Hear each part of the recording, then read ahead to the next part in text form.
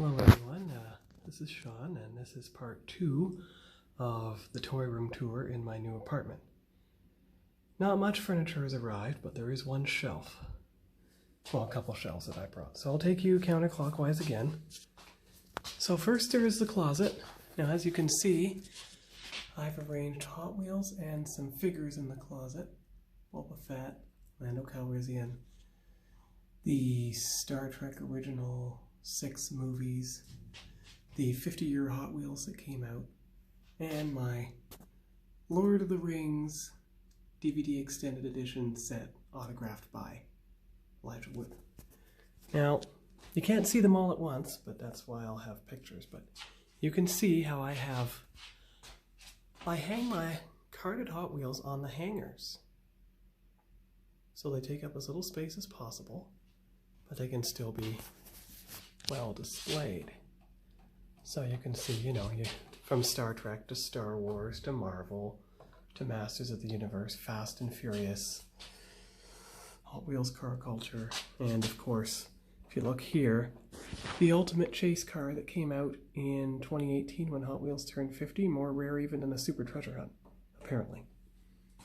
And then you look at the bottom of the closet and you see the Fear Street books and the Christopher Pike books here.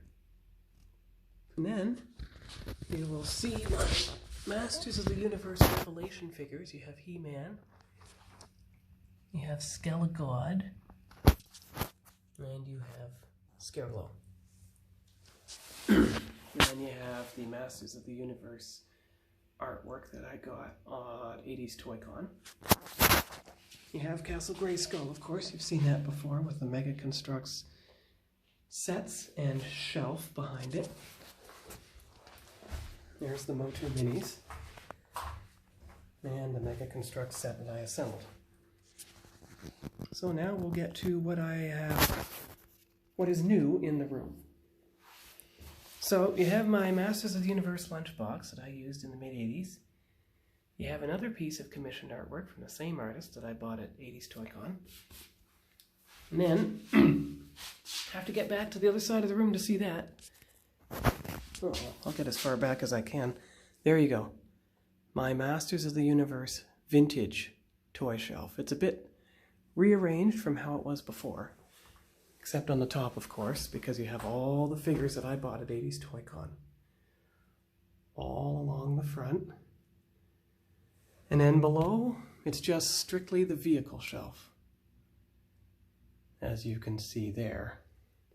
And then below, you have my original childhood figures riding on their steeds, original Skeletor, and of course, Strider and Fistor.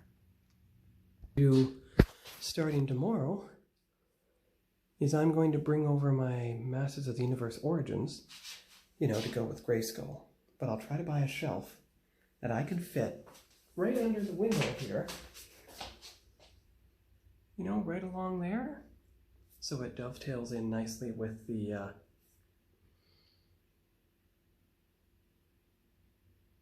vintage.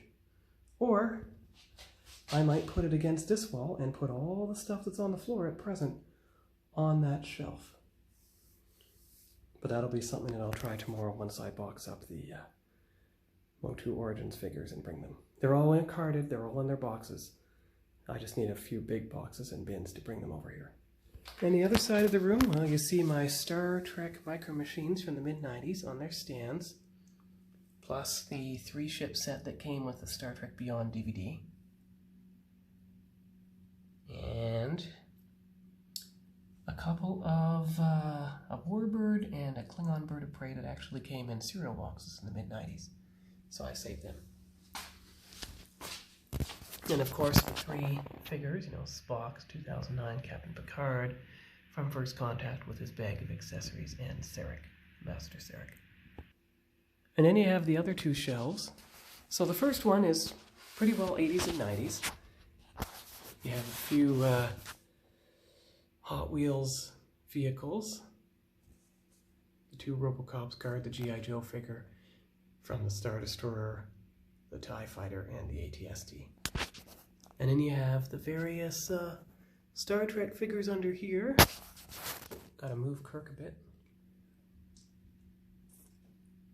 There, now Admiral Kirk is sitting straight, and of course you have Lord Dredd flanked by 2 Terminators with 3PO and R2-D2, which you can actually move forward a bit so you can see him. There you go, that's better. And then my original 90s Star Trek figures, so Dr. McCoy, Ambassador Spock, Captain Scott, Riker, Paris, and Seska.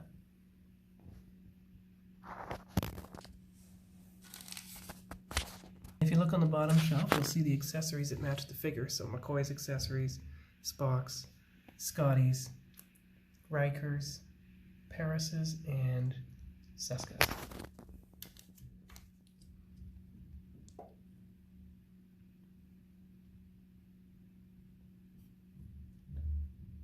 There. Now the figures are more aligned with their accessories. Yeah, right. So then you have the Visionary shelf. You have Laxor and his staff, although his legs are turned around backwards on this figure, and he's missing his chest piece and his weapon. So I'm going to have to wait until the end of March when the next collector's convention is around and try and find that. This figure needs his weapon and his staff. Cryotech has everything, his staff and his weapon. That's a childhood figure I replaced, but his accessories are from childhood. I don't know the name of that guy, but he needs almost everything, including a helmet. That guy's complete, and you can see his staff there. And then you have Leoric, who's a bit damaged from the childhood. He needs a helmet and well, he might need a complete figure replacement. And then the final 2 things in the toy room are the 2 G.I. Joe figures I've recently picked up. So Cobra Commander and Snake Eyes. So anyway, that's the plan for the toy room, and that's the toy room so far. So I think this wall here is the best one to have the second shelf where I'll store all the in-box figures. And I guess, because there probably won't be room, but if there is, I'll put the aerators on that shelf also. Or they could go on the floor here.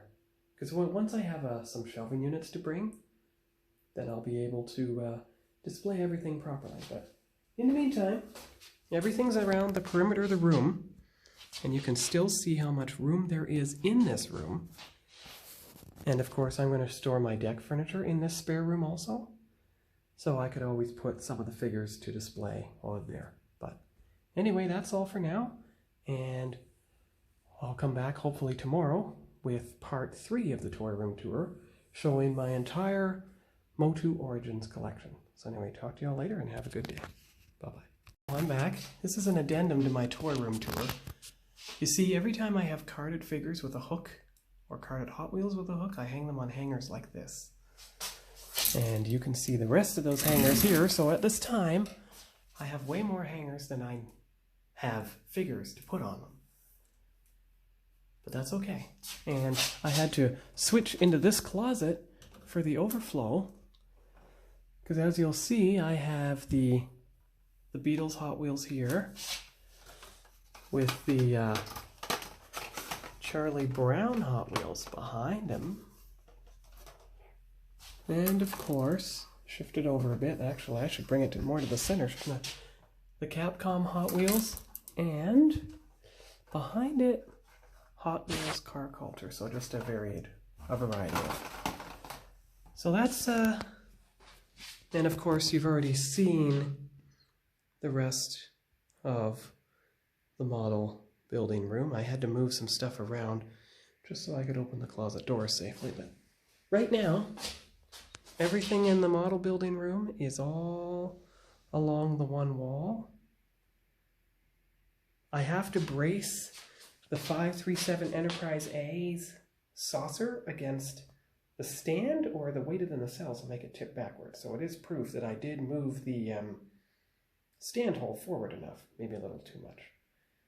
So anyway, that's all for now. Talk to you all later and have a good day.